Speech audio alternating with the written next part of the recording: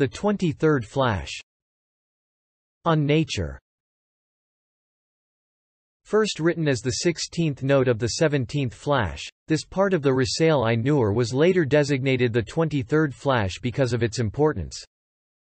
For it puts naturalistic atheism to death with no chance of reanimation, and totally shatters the foundation stones of unbelief. A reminder.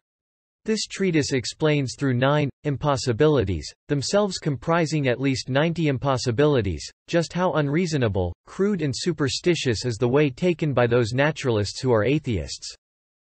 In order to cut short the discussion here, and because these impossibilities have been explained in part in other sections of the Risale I Nur, some steps in the arguments have been skipped. It occurs to one, therefore, how is it that those famous and supposedly brilliant philosophers accepted such a blatantly obvious superstition, and continue to pursue that way? Well, the fact is they cannot see its reality. And I am ready to explain in detail and prove through clear and decisive arguments to whoever doubts it that these crude, repugnant and unreasonable impossibilities are the necessary and unavoidable result of their way, in fact, the very gist of their creed. Hashia, in English footnote. What occasioned the writing of this treatise were the attacks being made on the Quran by those who called everything that their corrupted minds could not reach a superstition, who were using nature to justify unbelief, and were vilifying the truths of belief in a most aggressive and ugly fashion. Their attacks stirred up in my heart an intense anger which resulted in those perverted atheists and falsifiers of the truth receiving vehement and harsh slaps. Otherwise, the way generally followed by the Risale I Nur is a mild, polite and persuasive one.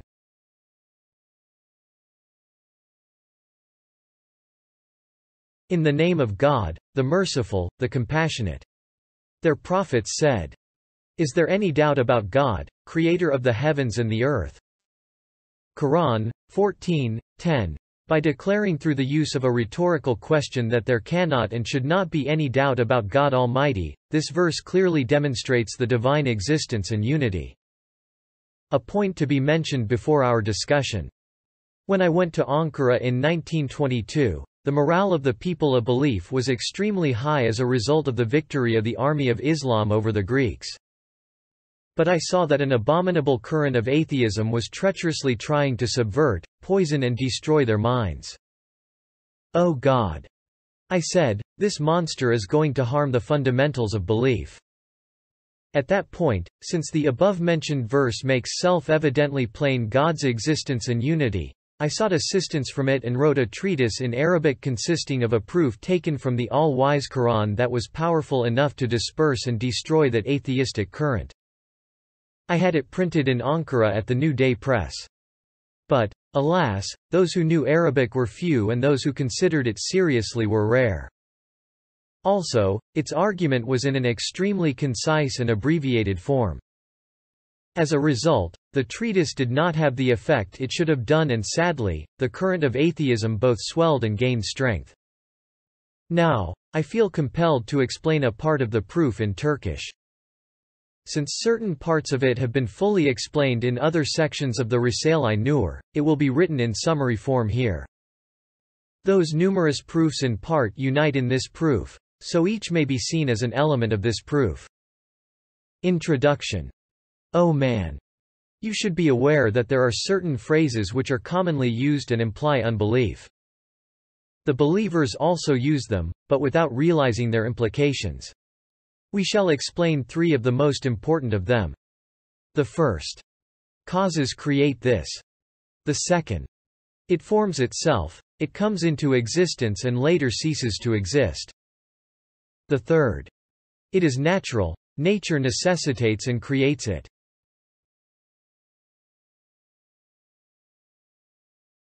Indeed, since beings exist and this cannot be denied, and since each being comes into existence in a wise and artistic fashion, and since each is not outside time but is being continuously renewed, then, O falsifier of the truth, you are bound to say either that the causes in the world create beings, for example, this animal, that is to say, it comes into existence through the coming together of causes, or that it forms itself, or that its coming into existence is a requirement and necessary effect of nature, or that it is created through the power of one all-powerful and all-glorious. Since reason can find no way apart from these four, if the first three are definitely proved to be impossible, invalid and absurd, the way of divine unity, which is the fourth way, will necessarily and self-evidently and without doubt or suspicion, be proved true. The first way. This to imagine that the formation and existence of things, creatures, occurs through the coming together of causes in the universe. We shall mention only three of its numerous impossibilities. First impossibility. Imagine there is a pharmacy in which are found hundreds of jars and phials filled with quite different substances. A living potion and a living remedy are required from those medicaments. So we go to the pharmacy and see that they are to be found there in abundance, yet in great variety. We examine each of the potions and see that the ingredients have been taken in varying but precise amounts from each of the jars and phials, 1 ounce from this, 3 from that, 7 from the next, and so on. If 1 ounce too much or too little had been taken, the potion would not have been living and would not have displayed its special quality. Next, we study the living remedy. Again, the ingredients have been taken from the jars in a particular measure so that if even the most minute amount too much or too little had been taken, the remedy would have lost its special property. Now, although the jars number more than 50, the ingredients have been taken from each according to measures and amounts that are all different. Is it in any way possible or probable that the phials and jars should have been knocked over by a strange coincidence or sudden gust of wind and that only the precise, though different, amounts that had been taken from each of them should have been spilt, and then arranged themselves and come together to form the remedy? Is there anything more superstitious, impossible and absurd than this? If an ass could speak, it would say, "I cannot accept this idea," and would gallop off. Similarly, each living being may be likened to the living potion in the comparison, and each plant to a living remedy. For they are composed of matter that has been taken in most precise measure from truly numerous and truly various substances. If these are attributed to causes and the elements and it is claimed, causes created these, it is unreasonable, impossible and absurd 100 times over. Just as it was to claim that the potion in the pharmacy came into existence through the phials being knocked over, by accident. In short, the vital substances in this vast pharmacy of the universe, which are measured on the scales of divine determining and decree of the all-wise and pre-eternal One, can only come into existence through a boundless wisdom, infinite knowledge and all-encompassing will. The unfortunate person who declares that they are the work of blind, deaf and innumerable elements and causes and natures, which stream like floods, and the foolish, delirious person who claims that that wondrous remedy poured itself out when the phials were knocked over and formed itself, are certainly unreasonable and nonsensical. Indeed, such denial and unbelief is a senseless absurdity. Second impossibility. If everything is not attributed to the all-powerful and all-glorious One, who is the single one of unity, and is attributed to causes, it necessitates that many of the elements and causes present in the universe intervene in the being of every animate creature. Whereas that different and mutually opposing and conflicting causes should come together of their own accord in complete order, with the finest balance and in perfect concord in the being of a tiny creature, like a fly, is such an obvious impossibility that anyone with even an iota of consciousness would say, "This is impossible, it could not be." The tiny body of a fly is connected with most of the elements and causes in the universe, indeed, it is a summary of them.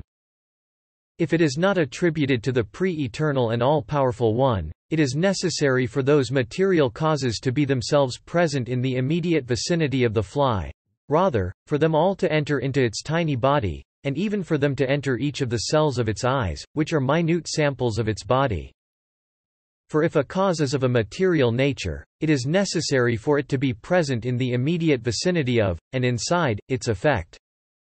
And this necessitates accepting that the constituents and elements of the universe are physically present inside that minute cell, a place too small even for the tip of its antenna, and that they work there in harmony like a master.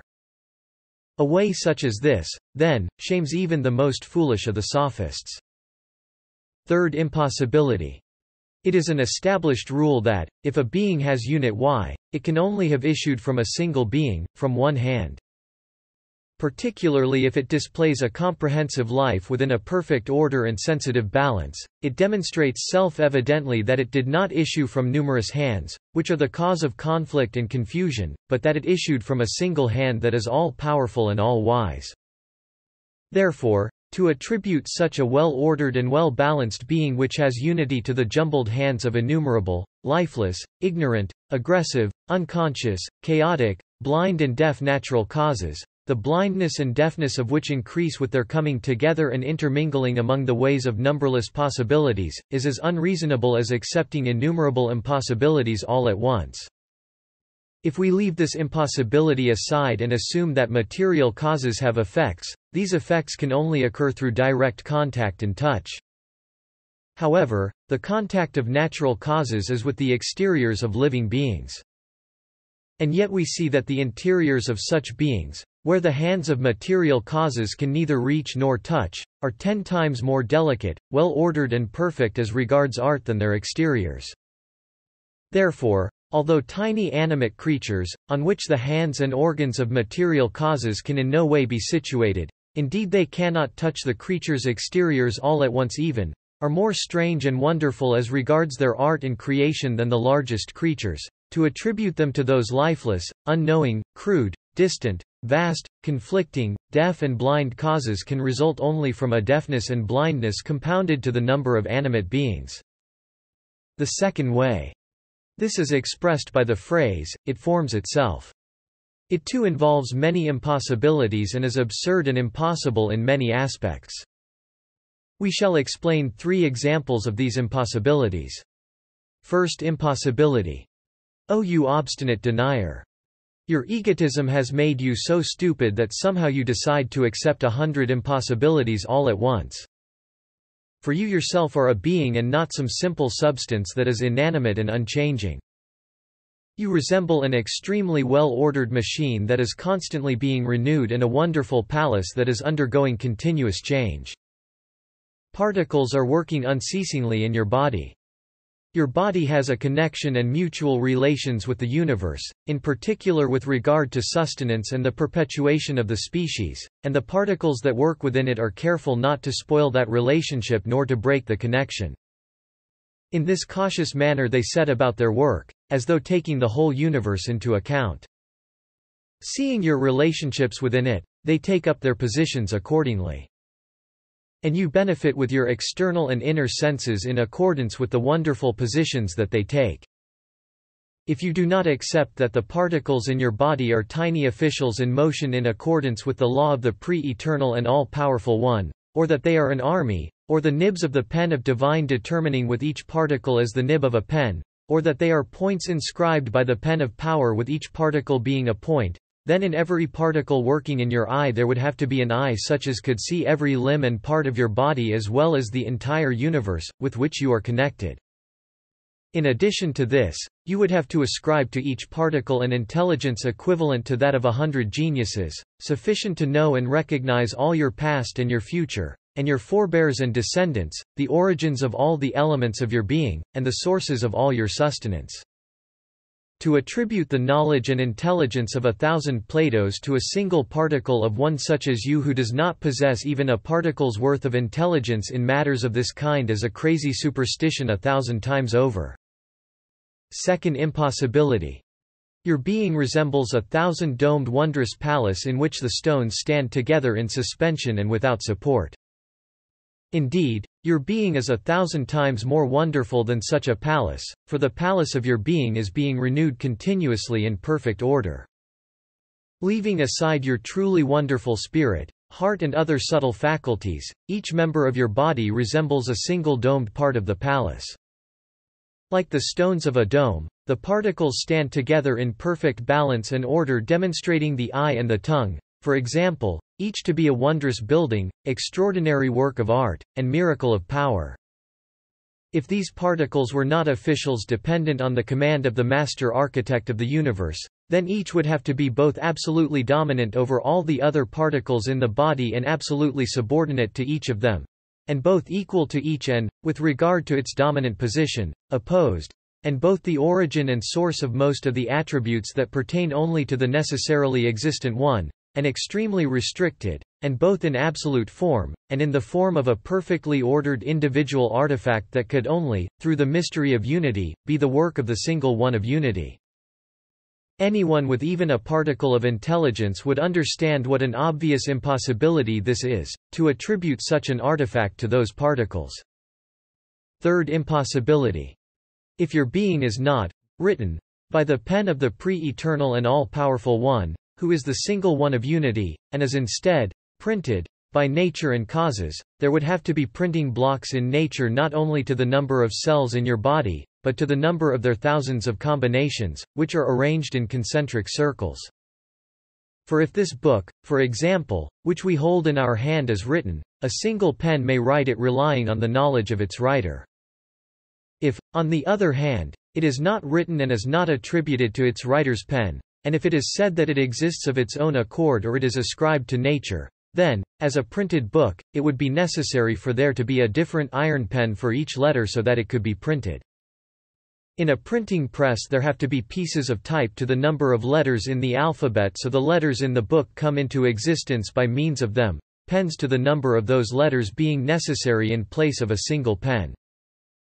As may be seen, sometimes a whole page is written in a single large letter from among those letters with a small pen in fine script, in which case 1,000 pens would be necessary for one letter. Rather, if it took the form of your body, with all its components one within the other in concentric circles, there would have to be printing blocks in each circle, for each component, to the number of the combinations that they form. Now, see, if you claim this, which involves 100 impossibilities, to be possible, then again if they are not attributed to a single pen, for those well-ordered, artistic pieces of type, faultless printing blocks and iron pens to be made, further pens, printing blocks and letters to the same number as themselves would be necessary. And they too would have to have been made. And they too would have to have been well-ordered and artistically fashioned. And so on. It would carry on in succession ad infinitum. There, you too understand. This way of thinking is such that it involves impossibilities and superstitions to the number of particles in your body. O denier of God! See this, and quit the way of misguidance. The third way. Nature necessitates it. Nature makes it. This statement contains many impossibilities. We shall mention 3 of them by way of examples. First impossibility. If the art and creativity, which are discerning and wise, to be seen in beings and particularly in animate beings are not attributed to the pen of divine determining and power of the pre-eternal Son, and instead are attributed to nature and force, which are blind, deaf and unthinking, it becomes necessary that nature either should have present in everything machines and printing presses for their creation, or should include in everything power and wisdom enough to create and administer the universe. The reason for this is as follows. The sun's manifestations and reflections appear in all small fragments of glass and droplets on the face of the earth. If those miniature, reflected imaginary suns are not ascribed to the sun in the sky, it is necessary to accept the external existence of an actual sun in every tiny fragment of glass smaller than a match head, which possesses the sun's qualities and which, though small in size, bears profound meaning, and therefore to accept actual suns to the number of pieces of glass. In exactly the same way, if beings and animate creatures are not attributed directly to the manifestation of the pre-eternal Son's names, it becomes necessary to accept that in each being, and especially animate beings, there lies a nature, a force, or quite simply a God that will sustain an infinite power and will, and knowledge and wisdom. Such an idea is the most absurd and superstitious of all the impossibilities in the universe. It demonstrates that a man who attributes the art of the creator of the universe to imaginary, insignificant, unconscious nature is without a doubt less conscious of the truth than an animal. Second impossibility. If beings, which are most well-ordered and well-measured, wise and artistically fashioned, are not ascribed to one who is infinitely powerful and wise and instead are attributed to nature, There has to be present in every bit of soil as many factories and printing presses as there are in Europe, so that each bit of soil can be the means for the growth and formation of innumerable flowers and fruits, of which it is the place of origin and workshop. The seeds of flowers are sown in turn in a bowl of soil, which performs the duty of a flower pot for them. An ability is apparent in the bowl of soil that will give shapes and forms which differ greatly from one another to all the flowers sown in it. If that ability is not attributed to the all-glorious and all-powerful One, such a situation could not occur without there being in the bowlful of soil immaterial, different and natural machines for each flower. This is because the matter of which seeds, like sperm and eggs for example, consists is the same. That is, they consist of an orderless, formless, paste-like mixture of oxygen, hydrogen, carbon and nitrogen. Together with this, since air, water, heat and light also are each simple, unconscious and flow against everything in floods, the fact that the all different forms of those flowers emerge from the soil in a most well-ordered and artistic fashion self-evidently and necessarily requires that there are present in the soil in the bowl immaterial, miniature printing presses and factories to the number of presses and factories in Europe so that they could weave this great number of living fabrics and thousands of various embroidered textiles. So you can see how far the unbelieving thought of the naturalists has deviated from the realm of reason. And although brainless pretenders who imagine nature to be creator claim to be men of science and reason, see just how distant from reason and science is their thought, so that they have taken a superstition that is in no way possible, that is impossible, as a way for themselves. See this and laugh at them. If you ask, if such extraordinary impossibilities and insurmountable difficulties occur when beings are attributed to nature, how are those difficulties removed when they are attributed to the single and eternally besought One? And how is the difficult impossibility transformed into that easy necessity? The answer: we saw in the first impossibility that the manifestation of the sun's reflection displays its radiance and effect through miniature imaginary suns with complete ease and lack of trouble in everything from the minutest inanimate particle to the surface of the vastest ocean. If each particle's relationship with the sun is severed, it becomes necessary to accept that the external existence of an actual sun could subsist, with a difficulty at the level of impossibility, in each of those minute particles. Similarly, if each being is ascribed directly to the single eternally besought One, everything necessary for each being can be conveyed to it through a connection and manifestation with an ease and facility that is at the level of necessity. If the connection is severed and each being reverts from its position as an official to being without duties, and is left to nature and its own devices, it becomes necessary to suppose that, with 100,000 difficulties and obstacles that reach the degree of impossibility, blind nature possesses within it the power and wisdom to create and administer the universe so that it might bring into existence the wonderful machine of the being of an animate creature like a fly, which is a tiny index of the universe. This is impossible not just once but thousands of times over.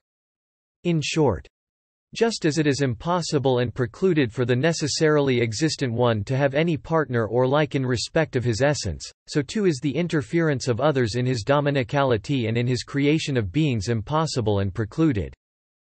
As for the difficulties involved in the second impossibility, as is proved in many parts of the Risale Nur, if all things are attributed to the single One of unity, all things become as easy and trouble-free as a single thing. Whereas if they are attributed to causes and nature, a single thing becomes as difficult as all things. This has been demonstrated with numerous, decisive proofs, and a summary of one of them is as follows. If a man is connected to the king by being a soldier or an official, by reason of the strength of the connection he may perform duties far exceeding his individual strength. He may, on occasion, capture another king in the name of his own king. For he himself does not carry the equipment and sources of strength necessary to carry out the duties and work he performs, nor is he compelled to do so. By reason of the connection, the king's treasuries, and the army, which is behind him and is his point of support, carry his equipment and sources of strength. That is to say, the duties he performs may be as grand as the business of a king, and as tremendous as the actions of an army. Indeed, through being an official, an ant destroyed Pharaoh's palace. Through the connection, a fly killed Nimrod off. And through the connection, the seed of a pine the size of a grain of wheat produces all the parts of a huge pine tree. Hashia, in English footnote. Yes, through this connection, the seed receives an order from divine determining and displays those wonderful duties. If the connection were to be severed, the creation of the seed would require more equipment, power and art than the creation of the mighty pine tree. For it would be necessary for the pine tree out there on the mountain, which is the work of divine power, to be physically present together with all its limbs and parts in what is only the potential tree within the seed and is the work of divine determining. For the mighty tree's factory is the seed. The determined, potential tree within it becomes manifest in the external world through divine power and becomes a physical pine tree. If the connection is severed and the man discharged from his duties as an official, he will be compelled to carry the equipment and sources of strength necessary for his work himself. He will then only be able to perform duties commensurate with the sources of strength and ammunition he is able to carry. If he is required in this situation to carry out his duties with the extreme ease of the first situation, it will be necessary to load on his back the sources of an army's strength and the arsenals and munitions factories of a king. Even clowns who invent stories and superstitions to make people laugh would be ashamed at this fanciful idea. In short, to attribute all beings to the necessarily existent one is so easy as to be necessary, while to attribute their creation to nature is so difficult as to be impossible and outside the realm of reason. Third impossibility. The following two comparisons, which are included in other parts of the Risale Nur, explain this impossibility. A wild savage entered a palace which had been built in an empty desert and completed and adorned with all the fruits of civilization. He cast an eye over its interior and saw thousands of well-proportioned and artistically fashioned objects. Out of his boorishness and lack of intelligence, he said, "No one from outside had a hand in this. One of the objects from inside must have made this palace together with all of its contents," and he started to investigate. But it did not appear possible even to his untaught intelligence that anything he had looked at could have made those things. Later, he saw a notebook in which had been written the plan and program of the palace's construction, an index of its contents and the rules of its administration. For sure, the notebook too, which was without hand, eye, or implement, like the rest of the objects in the palace, was completely lacking the ability to construct and decorate the palace. But since he saw that in comparison with all the other things, the notebook was related to the whole palace by reason of its including all its theoretical laws, he was obliged to say, "There, it is this notebook that has organized, ordered and adorned the palace, and has fashioned all these objects and set them in their places." He transformed his uncouthness into ludicrous jabber. Thus, exactly like this comparison, a boor who subscribed to naturalist thought, which denies God, entered the palace of the universe, which is infinitely more well-ordered, more perfect and everywhere full of miraculous instances of wisdom than the palace in the comparison. Not thinking that it was the work of art of the necessarily existent one, who is outside the sphere of contingency, and shunning that idea, he saw a collection of the laws of divine practice and an index of dominical art, which are like a slate for writing and erasing of divine determining in the sphere of contingency, and like a constantly changing notebook for the laws of the functioning of divine power, and are extremely mistakenly and erroneously given the nomenclature, and he said, "These things require a cause and nothing else appears to have the relationship with everything that this notebook has. It is true that reason will in no way accept that this unseeing, unconscious and powerless notebook could carry out this creation, which is the work of an absolute dominicality and requires infinite power. But since I do not recognize the eternal Maker, the most plausible explanation is to say the notebook made it, and makes it, so I shall say that." To which we reply, "You mistaken unfortunate. Your foolishness exceeds anything imaginable. Lift your head out of the swamp of nature and look beyond yourself. See an all-glorious Maker to whom all beings from particles to planets testify with their different tongues and to whom they point with their fingers. Behold the manifestation of the pre-eternal inscriber, who fashions the palace and who writes its program in the notebook. Study his decree, listen to the Quran. Be delivered from your delirious raving. Second comparison. A rustic bumpkin entered the bounds of a splendid palace and saw there the uniform actions of an extremely well-disciplined army carrying out its drill. He observed a battalion, a regiment and a division stand to attention, stand at ease and march, and open fire when commanded as though they were a single private. Since his rude, uncultured mind could not comprehend, so denied, that a commander had been given command by the country's laws and by royal decree, he imagined that the soldiers were attached to one another with strings. He thought of what wonderful string it must be, and was amazed. Later, he continued on his way till he came upon a mosque as magnificent as Hagia Sophia. He entered it at the time of Friday prayer and watched the congregation of Muslims rising, bowing, prostrating and sitting at the sound of man's voice. Since he did not understand the Sharia, which consists of a collection of immaterial, revealed laws, nor the immaterial rules proceeding from the lawgiver's command, he fancied the congregation to be bound to one another by physical string, and that this wonderful string had subjected them and was making them move like puppets. Coming up with this idea, which is so ridiculous as to make the most ignorant roar with laughter, he went on his way. Exactly like this comparison, an atheist who subscribed to materialist thought, which is denial and pure brutishness, entered the universe, which is a splendid barracks of the monarch of pre-eternity and post-eternity for his innumerable forces, and a well-ordered mosque of that pre-eternal all-worshipped one. He imagined the immaterial laws of the ordering of the universe, which proceed from the pre-eternal monarch's wisdom, each to have material and physical existence, and supposed the theoretical laws of the sovereignty of dominicality, and the rules and ordinances of the greater Sharia, the Sharia of creation, which are immaterial and exist only as knowledge, each to have external, material and physical existence. But to set up in place of divine power those laws, which proceed from the divine attributes of knowledge and speech and only exist as knowledge, and to attribute creation to them, then to attach the name, nature, to them, and to deem force, which is merely a manifestation of dominical power, to be an independent almighty possessor of power, is 1,000 times more low-fallen ignorance than the ignorance in the comparison. In short, the imaginary and insubstantial thing that naturalists call nature, if it has an external reality, can at the very most be work of art, it cannot be the artist. It is an embroidery, and cannot be the embroiderer. It is a set of decrees, it cannot be the issuer of the decrees. It is a body of the laws of creation, and cannot be the lawgiver. It is but a created screen to the dignity of God, and cannot be the creator. It is passive and created, and cannot be a creative maker. It is a law, not a power, and cannot possess power. It is the recipient, and cannot be the source.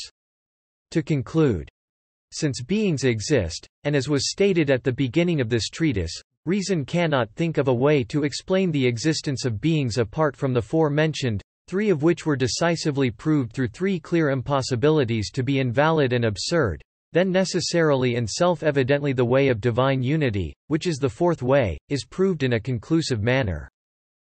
The fourth way, in accordance with the verse quoted at the beginning. Is there any doubt about God, creator of the heavens and the earth? Demonstrates clearly so that there can be no doubt or hesitation the divinity of the necessarily existent one, and that all things issue directly from the hand of his power, and that the heavens and the earth are under his sway. O you unfortunate worshipper of causes and nature! Since the nature of each thing, like all things, is created, for it is full of art and is being constantly renewed, and, like the effect, the apparent cause of each thing is also created, and since for each thing to exist there is need for much equipment and many tools, there must exist a possessor of absolute power who creates the nature and brings the cause into existence. And that absolutely powerful one is in no need of impotent intermediaries to share in his dominicality and creation. God forbid. He creates cause and effect together directly. In order to demonstrate his wisdom and the manifestation of his names, by establishing an apparent causal relationship and connection through order and sequence, he makes causes and nature avail to the hand of his power so that the apparent faults, severities and defects in things should be ascribed to them, and in this way his dignity be preserved. Is it easier for a watchmaker to make the cog wheels of a clock, and then arrange them and put them in order to form the clock? Or is it easier for him to make a wonderful machine in each of the cog wheels, and then leave the making of the clock to the lifeless hands of those machines? Is that not beyond the bounds of possibility? Come on, you judge with your unfair reason, and say. And is it easier for a scribe to collect ink, pen and paper, and then using them proceed to write out a book himself? Or is it easier for him to create in the paper, pen and ink a writing machine that requires more art and trouble than the book, and can be used only for that book, and then tell the unconscious machine, "Come on, you write it," and himself not interfere? Is that not 100 times more difficult than writing it himself? If you say, "Yes, it is 100 times more difficult to create a machine that writes a book rather than writing it out oneself." But is it not in a way easier, because the machine is a means of producing numerous copies of the same book?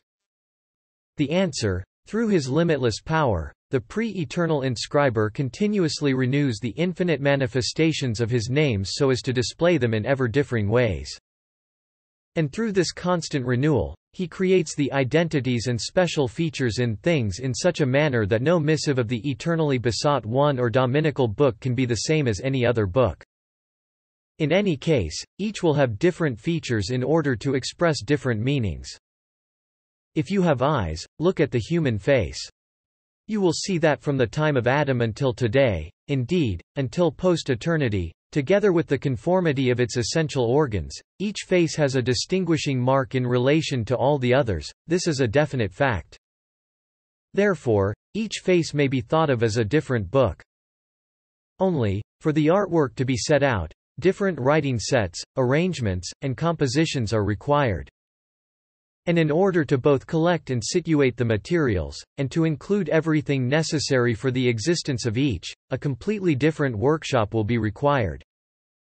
Now, knowing it to be impossible, we thought of nature as a printing press. But apart from the composition and printing, which concern the printing press, that is, setting up the type in a specific order, the substances that form an animate being's body, the creation of which is 100 times more difficult than that of the composition and ordering, must be created in specific proportions and particular order, brought from the furthest corners of the cosmos, and placed in the hands of the printing press. But in order to do all these things, there is still need for the power and will of the absolutely powerful one, who creates the printing press. That is to say, this hypothesis of the printing press is a totally meaningless superstition.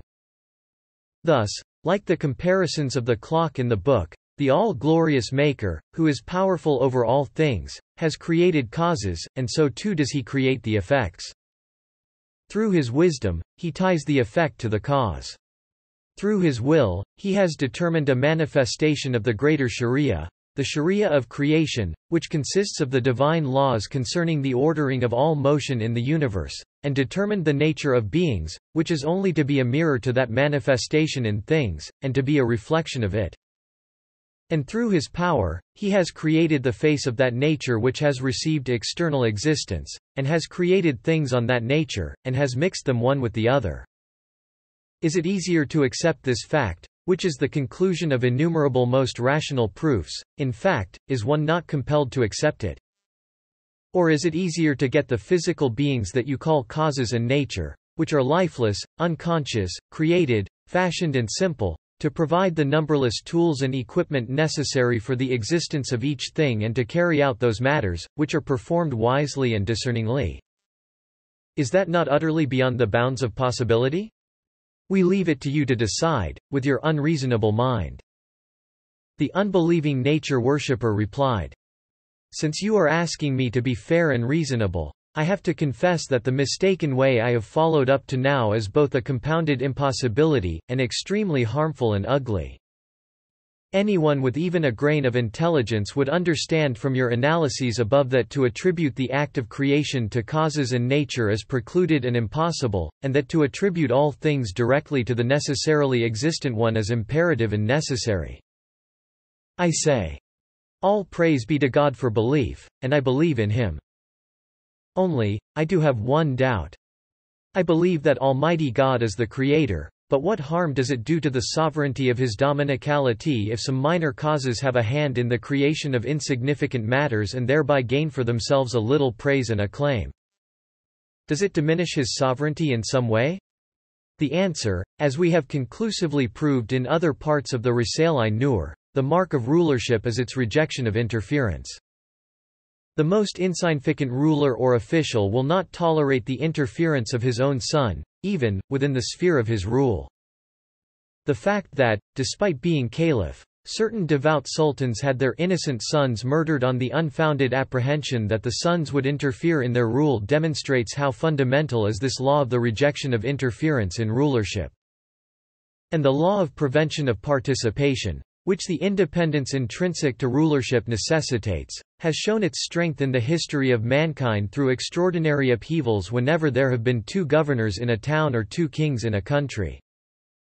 If the sense of rulership and sovereignty, which is a mere shadow in human beings, who are impotent and in need of assistance, rejects interference to this degree, prevents the intervention of others, does not accept participation in its sovereignty, and seeks to preserve the independence of its position so jealously, if you can, compare this with an all-glorious one whose absolute sovereignty is at the degree of dominicality, whose absolute rulership at the degree of divinity, absolute independence at the degree of oneness, and absolute lack of need at the degree of absolute power, and understand what a necessary requirement and inevitable necessity of that rulership is this rejection of interference, prevention of participation, and repulsion of partners.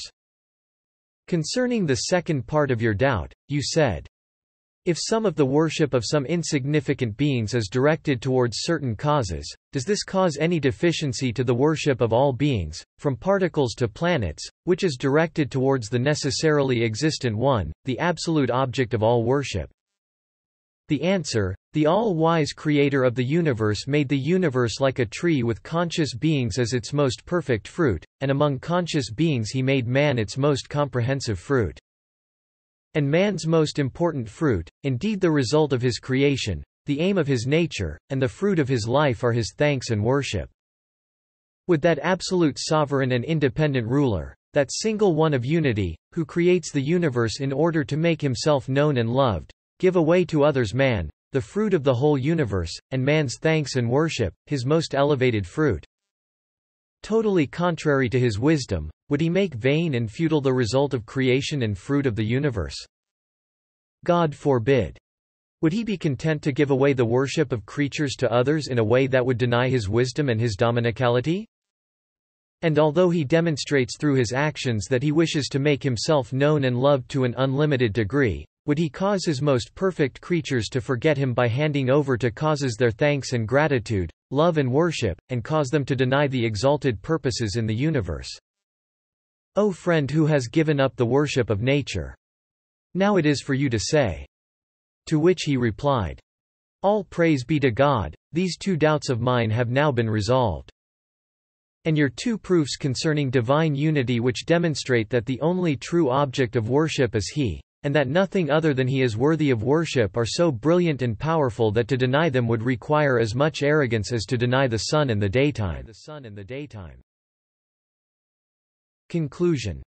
The person who gave up atheistic naturalism and came to believe said, all praise be to God, I no longer have any doubts, but there are still a few questions about which I am curious. First question. We hear many lazy people and those who neglect the 5 daily prayers ask, what need has God Almighty of our worship that in the Quran He severely and insistently reproves those who give up worship and threatens them with so fearsome a punishment as hell? How is it in keeping with the style of the Quran, which is moderate, mild and fair, to demonstrate the ultimate severity towards an insignificant, minor fault? The answer.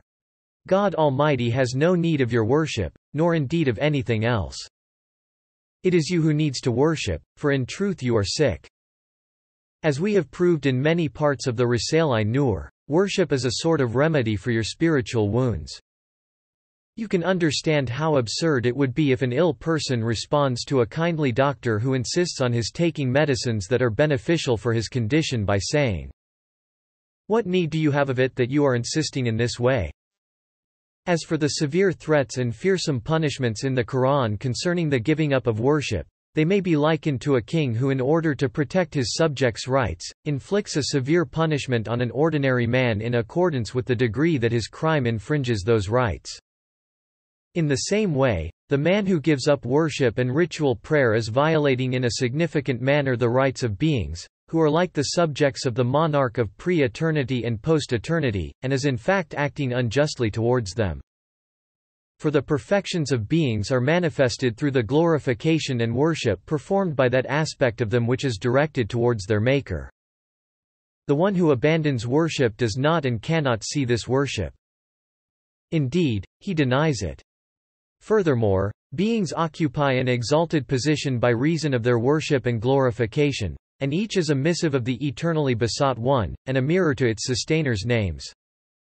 Since he reduces them from their high positions and considers them to be unimportant, lifeless, aimless, and without duties, he is insulting them, and denying and transgressing their perfections.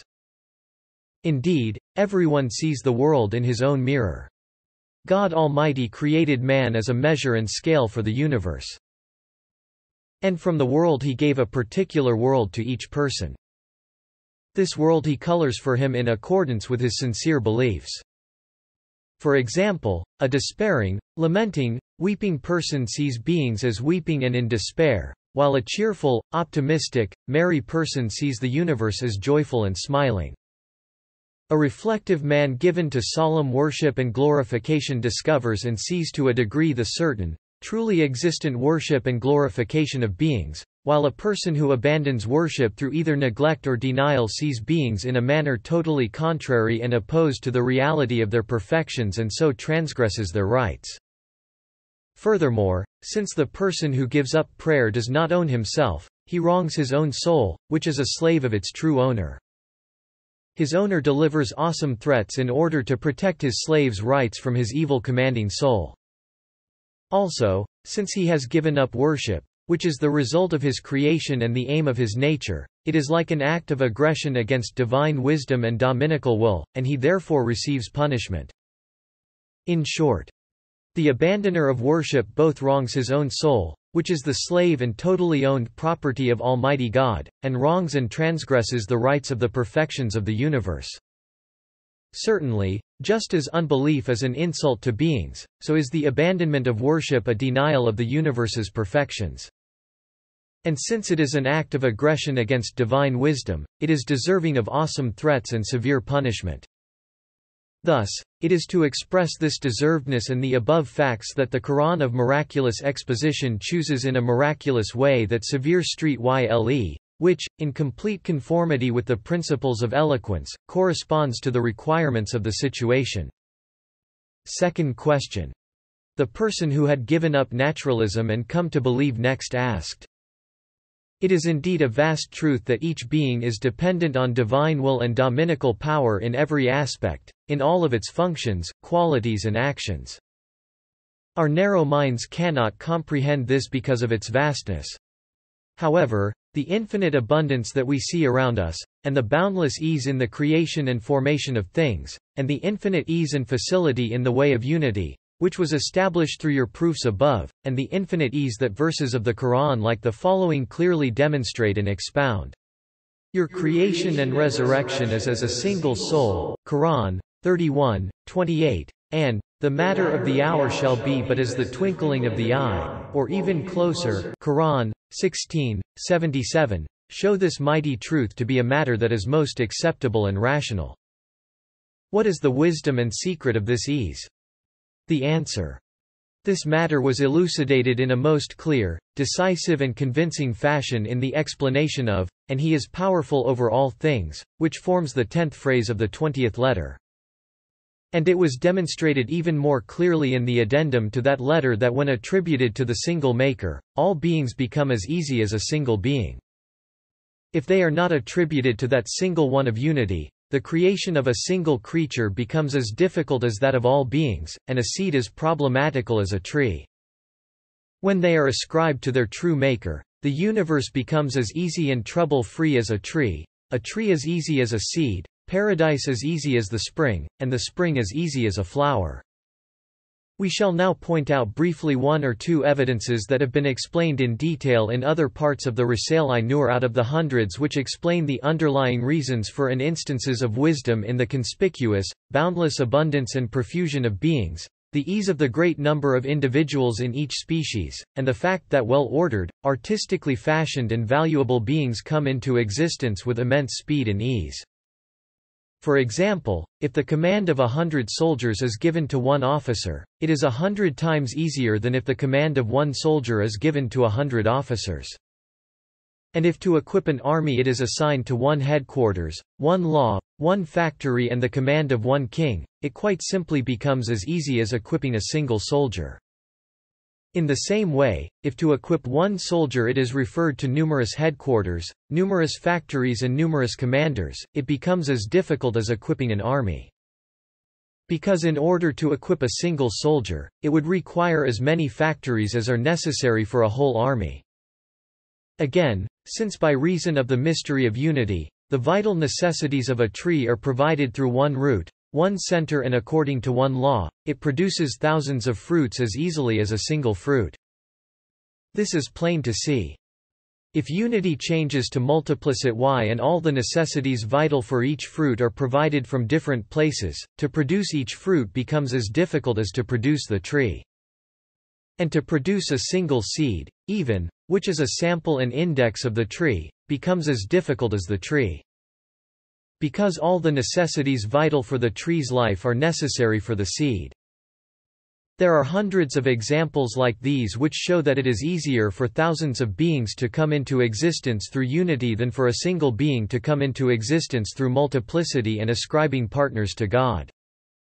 Since this truth has been proved with absolute certainty in other parts of the Risale Nur, we refer you to them and here only explain an important reason for this ease and facility from the point of view of divine knowledge, divine determining, and dominical power. It is as follows. You are a being. If you attribute yourself to the pre-eternal all-powerful One, He creates you at a command through His infinite power out of nothing in an instant, like striking a match. If you do not do this and rather attribute yourself to physical causes and nature, since you are a well-ordered summary, fruit, and miniature index and list of the universe, in order to make you, it would be necessary to sift with a fine sieve the universe and its elements, and to gather in precise measure from all the corners of the universe the substances of which your body is composed. For physical causes only gather and join together. It is confirmed by people of reason that they cannot create out of nothing what is not present in them.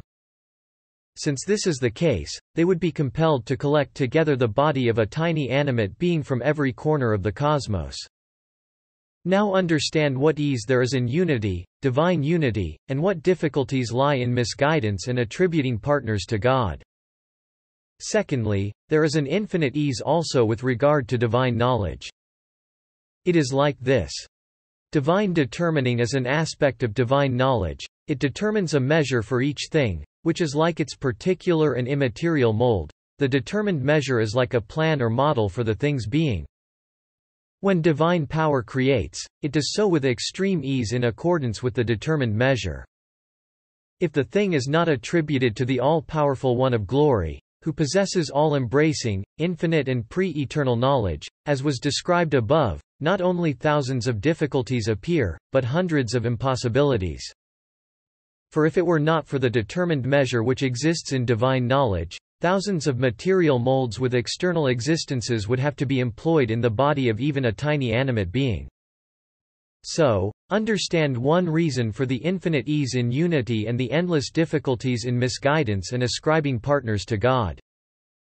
Realize what a veracious, correct, and exalted truth is stated by the verse, "The matter of the hour shall be but as the twinkling of the eye, or even closer." Quran, 16-77. Third question. The former enemy and now rightly guided friend then asked, "Philosophers, who have made many advances these days, claim that nothing is created out of nothing, and nothing is annihilated and goes to nothing. There is only composition and decomposition, and this makes the factory of the universe run. Is this correct? The answer, since the most advanced philosophers who did not consider beings in the light of the Quran saw that the formation and existence of beings by means of nature and causes was so difficult as to be impossible, in the manner proved above, they diverged into two groups. One group became sophists, abdicating reason, which is exclusive to human beings, and falling lower than mindless beasts. They found it easier to deny the universe's existence and even their own existences, than to follow the way of misguidance, which claims that causes and nature have the power to create. They therefore denied both themselves and the universe and descended into absolute ignorance. The second group saw that in misguidance, according to which causes and nature are creator, the creation of a fly or a seed, even, entails innumerable difficulties and requires a power unacceptable to reason. They were therefore compelled to deny the act of creation and to say, "Nothing can exist out of nothing." Seeing total annihilation also to be impossible, they declared, "What exists cannot go to nothing." They fancied an imaginary situation in which combining and decomposition, gathering together and dispersion, occur through the motion of particles and the winds of chance. Now, see.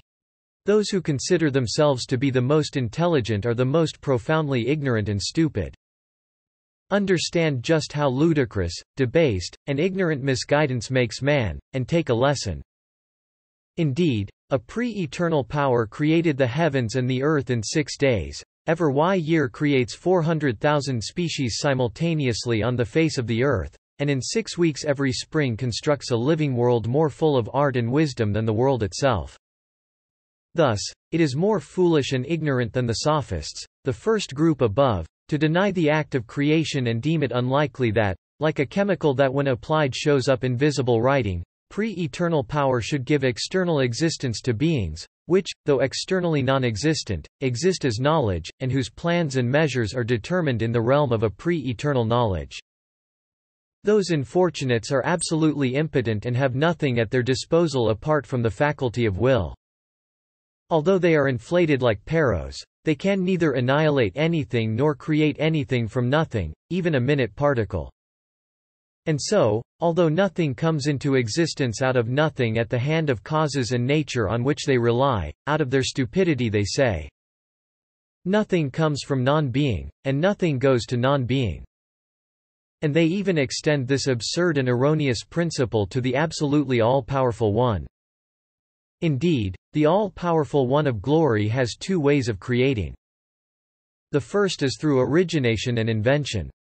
That is, he brings a being into existence out of nothing, out of non-existence, and creates everything necessary for it, also out of nothing, and places those necessities in its hand. The second is through composition, through art. That is, he forms certain beings out of the elements of the universe in order to demonstrate subtle instances of wisdom, such as displaying the perfections of his wisdom and the manifestations of many of his names. Through the law of providing, he sends particles and matter, which are dependent on his command, to these beings and employs the particles in them. Yes, the absolutely all-powerful One creates in two ways. He both originates and he composes. To annihilate what exists and to make exist what does not exist is most simple and easy for him. It is one of his constant and universal laws. The man, therefore, who says, he cannot give existence to what does not exist in the face of a power that in one spring makes exist out of nothing the forms and attributes of 300,000 animate creatures, and, besides their particles, all their conditions and states, such a man should himself be obliterated. The person who gave up nature and embraced the truth said, "Praise and thanks be to God Almighty to the number of particles in existence, for I have attained to complete belief. I have been saved from delusion and misguidance. Not one of my doubts remains. All praise be to God for the religion of Islam, and complete and perfect belief. All glory be unto you. We have no knowledge save that which you have taught us. Indeed, you are all-knowing, all-wise." Quran 2:32.